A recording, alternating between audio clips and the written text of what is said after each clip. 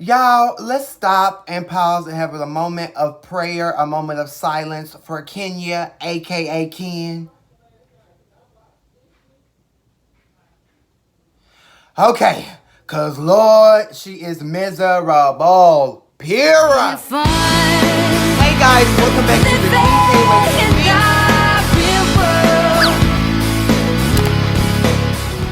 What's up, everybody? Welcome back to the King Caneway TV. It's me, King Kane, and I'm here today to give you guys a review over the Real Housewives of Atlanta, Season 12, Episode 16. First of all, how do you guys like that new intro? You guys like what I did there with the little prequel, then the intro, then the... Let me know what you're thinking. Let me know. I'm learning. I'm taking notes. So, it's all gravy, baby. So anyway, let's go ahead and get into it. So it opens up, so we see that Cynthia has planned Eva a baby shower. I love the decor. It's sunflower themed. We all know that Eva calls herself a sunflower. I think Cynthia looks absolutely beautiful. I love her little kimono dress that she has on. Love the big hair. I think Cynthia is just a beautiful lady, period. Portia and Tanya are the first ones of the group to arrive. Then we see Nene arrives, and on that show, it shows that, where the party is being held at is at one of Eva's good friends' houses. My thing is this, Eva, you already done went through this, that, and the third with all your bridesmaids. You need to be, more cautious, more careful with who you're calling your friends. Everybody done called Marlo and gave Marlo all your tea. So it's time that you just kind of take a step back and breathe and think. Because I can't. Eva, why don't nobody come to your house? Why can't nobody come to your house? Ain't nobody been invited to your home? Where do y'all live? What's tea? Like, nobody really knows what's going on. Yeah, we know you got all those legal situations going on because of Marley's donor. But at the end of the day, girl, have an event at your house at the end of the day. Like, but I get it. People don't really have, baby showers at home anyway. And then my whole thing is, I'm a no company type of person myself. So I would probably have something outside of my home as well. But at the end of the day, we ain't never seen your real home. So it would be nice to see your real home. Is that her real home when she's at home with the kids laying on the couch? We don't know. Nene shades Eva. She says that, wow, nobody's seen her home. All we know is that she's moved from box to box. And I was like, oh. Now, that's the Nene we all know. That's the Nene we all have grown to love. So, it was good to see her backfiring back at that. It was good to see, the first half of the season, Eva was, low-key dragging her. So, rightfully so. Nene discusses the whole couples bowling event. Portia lets Tanya know that she had her back, and how she let Kenya know, like, hey, your husband want all the fellas involved, but you told Tanya it was couples only, but it's really not couples only, it's for everybody. So you're really playing a whole lot of mind games, and Tanya received it. And I just love the budding friendship that Tanya and Portia they're starting to form. I think that is totally beautiful. The girls who are talking is Portia, Tanya, and Nene. So they also discuss, the whole Kenya versus Ken. And Nene's just pretty much like, she's not herself when she's around him. She's very much submissive. She's not, she don't do like all the crazy loud antics. She's very much reserved. And Nene says she know the difference between submissive and then when somebody just not their self. And she feels like Kenya, aka Ken, is just not her damn self when she's around her husband, which is just so tragic and it's so sad. So I don't really know what's going on there. Anywho, Nene just feels like she ain't herself when she in front of him. Eva comes through. I love the pregnancy pic that we see of her. I think she had like green and gold. It's like a big picture board posted up of her. I thought that picture was absolutely beautiful. So then, like, everybody, they go to sit down. Nene, Portia, Tanya, along with some of the other people who were there. They're still talking about goddamn Kenya. Nene is just going on her tangent on how she's extended an olive branch, and Nene at some point stopped extending goddamn olive branches and moved the fuck on, period. Kenya comes, the food looks absolutely amazing. She doesn't speak to Tanya. She doesn't speak to Nene. She speaks to the other girls. So, y'all some 60-year-old women. Like, at some point, it's time to grow up. Anywho, then Kenya mentions that her husband, Mark Trade Daly, was pretty much just, in the uproar because, she didn't make him anything to eat. He didn't know what he was going to eat. And then, Tanya made a comment like, well, we all know, like, love and, a man and stomach and, food, like, it all go hand in hand. And so, Kenya gives some below the belt, mean, stupid, trifling shade in her confessional, just pretty much talking about, I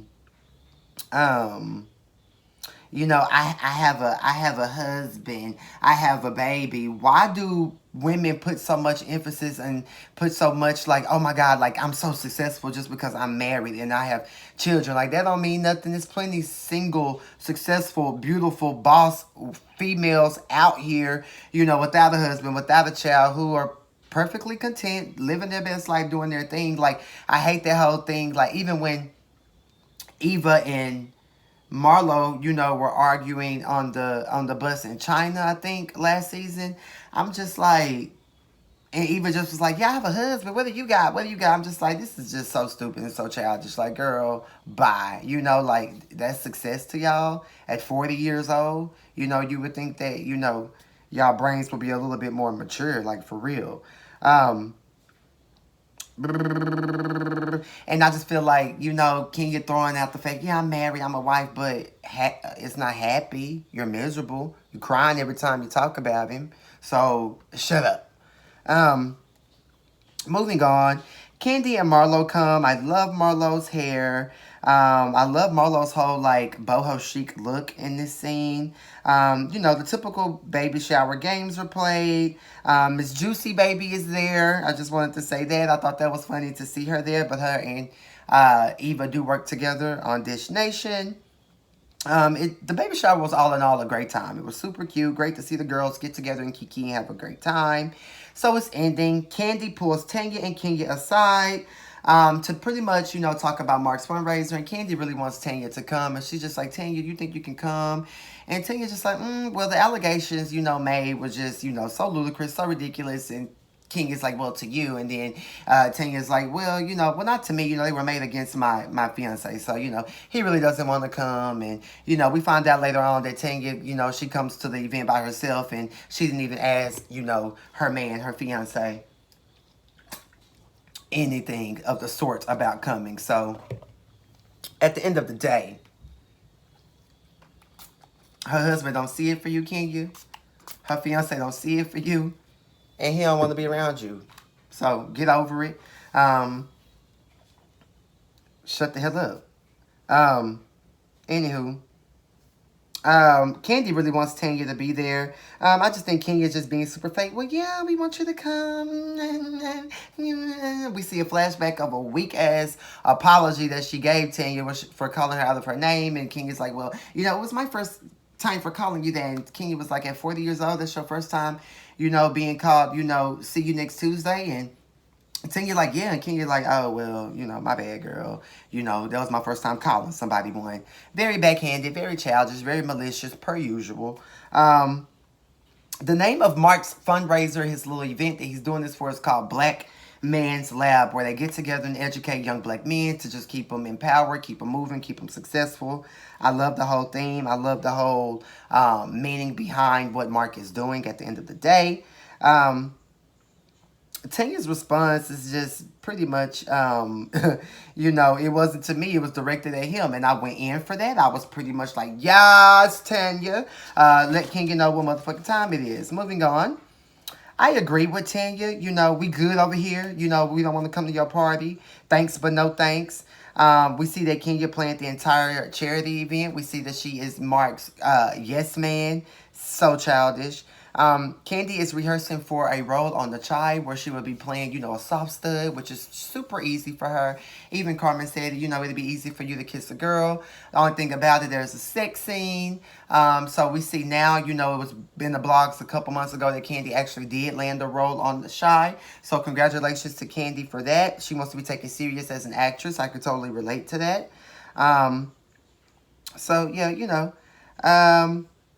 the character is soft stud, so that's why she was dressed down, looking very much masculine.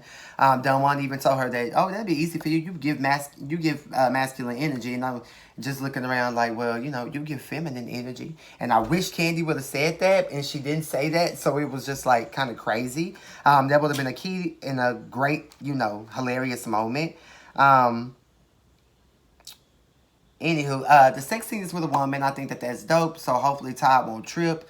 But I definitely, as Candy's sitting there talking to Carmen, she just opens up about, how Todd just always wants to be in control, this, that, and the third. There's something brewing with Candy and Todd. I'm not here for it. I don't really see them lasting or really being together longevity. I give it to the baby about 2, 3, if that. The new little girl, Candy is just too independent, too much of a boss bitch for a Smeagol, like Todd. You just can't take everybody with you, Candy. I got it for it. Oh, yeah, I see a divorce. Anyways, Ken, not Kenya, goes to see Cynthia. They discuss, the whoremonger, Mike Whoremonger Hill and the fight that him and Cynthia had on the last episode. Cynthia is just pretty much apprehensive about therapy because she's just, based on what she read on the synopsis in the book, she's just like, damn, what other layers is she going to find out? It's like, girl, go to therapy, figure out what the hell you're going to do. If you're going to be with him, support him. Like, it is what it is. Like, nobody's really concerned at the end of the day about all that. If you love him, you love him. It seems like y'all are happy. That's his past. Let the man own his past and move forward. You have to be secure and know that your man done changed, period. Anywho, Ken opens up about Mark. I'm Trey Daly. She pretty much is saying that she don't know who her husband is. All in this scene where she's just talking about, how people can be nasty and this and malicious and woo. It just seemed like she's pretty much talking about herself and her situation. It was just kind of hard and very awkward and kind of sad to watch. Like, wow, Kenya, like, you finally got your fairy tale, but look what's going on. Like, sometimes you have to look within, and having a husband and family ain't all that. I mean, it's cool, yeah, yay, but it ain't all that at the end of the day. Like, come on now. I don't know. He's apologized to her one time in 3 years. So Cynthia goes to break it on about, oh, Mike apologizes. Like, yeah, Mike apologizes. And Kenya's like, no, I'm not trying to compare. And it's like, yes, you are trying to compare because, Cynthia goes on to say that Mike is a good man. Kenya gonna say, well, a good man don't cheat. And you know how people do those little subliminal things when you speak in your speech and then, they try to, like, come in on it and say something. It's like, girl, I wasn't even coming for your situation. I'm just saying, like, what my man do and that's it. And so Kenya switches in. It's like, well, I don't want you to think I'm talking about you. I'm just taking Mike out of the situation. I'm just saying in general, a cheater is a liar. She also said that her and her man need intimacy, not on a sexual level, but on a deeper mental level. And I'm just like, ooh, this shit is getting good. He don't want you, Kenya. He's clearly trade. Baby, let it go. It is what it is. Kenya is just so insecure. Like I said, it's heartbreaking to watch. I love how Cynthia flipped it and started asking her questions about her marriage. Because, be clear, Cynthia is still engaged to Mike Hill to this day. Be clear. So, let's talk about your marriage because you're married. Like, did you see the signs? Did you see this? Are you happy? Could you possibly see a change? Like, thank you, Cynthia, for asking the questions that we, the viewers, want to know the answers to, period. Next we see Nene at home with Greg. She's packing for Greece. Nene calls Wendy. Wendy make this weird at the beginning of the phone call. And I was like, what the hell was that? Like, y'all go back and watch that when Nene first get on the phone. I'm like, what the hell was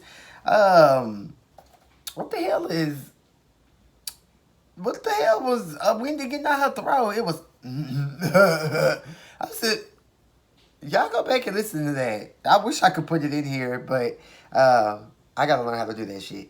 I just didn't like the voice. It was very much deep baritone tease. I wasn't here for it. Nene discusses Kenya yet again, just about how she's, extended olive branches. And, Nene's pretty much hurt because Kenya's just pretty much paying her dust, not really caring about, the nice gestures that she's doing. I kind of see where Nene coming from. Like, at some point, you got to stop kissing ass, like I just said. Like, girl, move on. It just seems like Kenya wants to keep beefing at this point. Pay this bitch dust moving forward, period.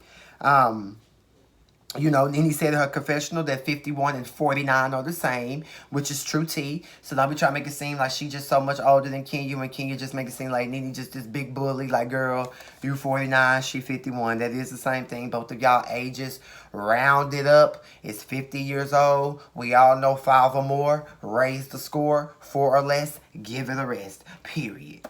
Anywho. Wendy just started asking questions, being messy about, is Candy and Todd happy and this, that, and the third. And Nene just like, girl, this is not hot topics. But anyway, Wendy just tells her lead with love and light. Be there with these girls, be happy, be nice, and hopefully it goes well. Hopefully it goes well. Ken is a yes man. She went shopping for Mark Eat My Bussy Daily. Boy Pussy Daily. Mark Eat My Bussy Daily.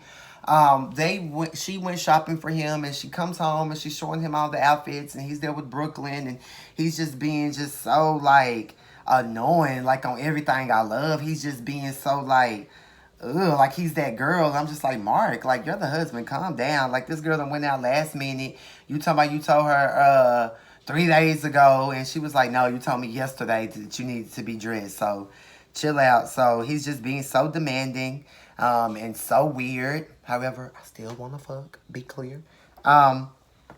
Kenya, I hate the combination that you're trying to do with him and your outfit. Who really cares at the end of the day? Just do your whole thing. However, I love the dress that you picked out. Kenya's no stylist. I did like the suit. I did not like either of the ties. So, I kind of felt where Mark was coming from. But sometimes, Mark, it's like not what you say, it's how you say it. So Mark just needs to work on that, like, for real. I don't know. Like, he's pretty much the see you next Tuesday. And Kenya, that's who you need to be calling a see you next Tuesday. Period. So anyways, we're at the event. Cynthia and Mike come. Cynthia looks absolutely beautiful per usual. Cynthia was serving looks down this episode. Mark Eat My Bussy Daily just pretty much walks past Mike, who is the host, be clear, of the event. And, was speaking to all these other people, and then came back, minutes later to speak. And Cynthia was just like, it was very awkward. Like, you see us, like, we don't understand it. But you can honestly tell that Mark Eat My Bussy Daily is uncomfortable with all the cameras. He just looked uncomfortable. So, Eva gets there with her husband. His name is Mike as well. Mike Sterling. I live for Mike Sterling. And, Mark is talking to him and Cynthia and Eva and, the whoremonger. And, he asks Eva's husband to speak. And, Eva's husband was apprehensive. But we later see that he did a great job delivering the speech. Eva threw a little shade. It would have been nice to get a little heads up if we were going to, if you wanted my husband to give a speech, because those are things that you prepare. But, Mark Eat My Bussy Daily was just like, just go out there and tell your story. And that is exactly what Mike Sterling did, and it was absolutely beautiful. Kenya looks great. Mark starting with her as soon as she get there because security was outside. Like, Mark, you can handle the dot the I's and cross the T's because you tell the man to come in. Like, he's so petty and so childish. I can't believe, how Kenya could just be like sitting here married to this guy. Like, this guy is just a freaking weirdo, like, period. Portia, Dennis, and Tanya come. I love Tanya's look. I love her bun. I love her dress. I love how abstract it is, but it's all white and simple. She didn't even bother to ask her man. Like I said earlier, Paul wasn't here for it. Paul ain't coming. Ken can't get up and mingle. Mark wants her to sit down. Girl, clock that your husband is uncomfortable in front of these cameras and just be around him, be amongst him, and make him feel comfortable. He's clearly losing it second by second, moment by moment. I mean, we all saw it. I know I did. Marlo comes with her two nephews. They look absolutely beautiful. Love everything that Marlo has on. Love Marlo's hair. Love the way the nephews look. Um, um, she ain't got no seed.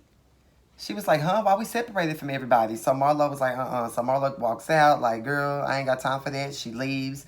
Like, Kenya, we all know at these events that everybody on the show sits together. Like, stop. Even if you beefing, if you're not beefing, like, stop it. Stop. So put everybody together. Quit trying to mix and match and mix up the seeds because you just add confusion. Um, um, Mark didn't even acknowledge the girl, Kenya, in his speech. He didn't say, thanks to my wife for doing all this shit, styling me, doing this, doing that. Everything that Kenya said she did to get the party underway. So it was just totally disgusting. You could tell that Kenya was super, super hurt. Cynthia, Portia, and Tanya, they all go up to get Marlo. And, to her, hey, girls, to see by us, like, come on. Again, like I just said, I love Mike Sterling down. His speech was so powerful. It was everything. Nene and Greg arrive. Candy and Todd arrive. Greg gets the mic and he speaks his speech. It was beautiful as well. I just think that Kenya needs to shut the fuck up. People want to sit together with the group. You need to go off on your husband. You just, like Cynthia said, you're throwing all of these, hits and all this anger and frustration towards Kenya. And, towards Marlo. Marlo don't deserve all that. Marlo just wanted a seat in the house. Like, she was invited. I'm sure nobody else paid. So, what's the problem? So that's weird. We see that Candy and Todd, the Tuckers, they donated 5 G's. I think they said Nene and Greg did as well. I'm not sure. It was just so funny when they put the camera on Eva when they were talking about the donations. And Eva was just like, put her head down. She ain't got it right now. It's going to be all right. She'll get it. Hold on. That was funny. I don't know, like, this displaced anger is just so weird. I love how Cynthia is just keeping it real about her friend. I just love that. It's just so sad to watch Kenya go from group to group, table to table, compliment the men, and down in Marlo, for Marlo won a nice seat at the event with her 2 nephews. Go talk to your husband, bitch. Get your team to help you out. That's so crazy to me. I don't know. That's crazy. I don't know. We hear that Mark tells the TV interview lady that, he hates being married. He hates the ride. Nene says she feels like it's an agreement. They never show love. I haven't seen them show love. I saw them kiki on the couch and walk up together at the bowling event. But that was the first and last time I've ever saw them even do anything close to being affectionate husband and wife. So, yeah, that's hella weird.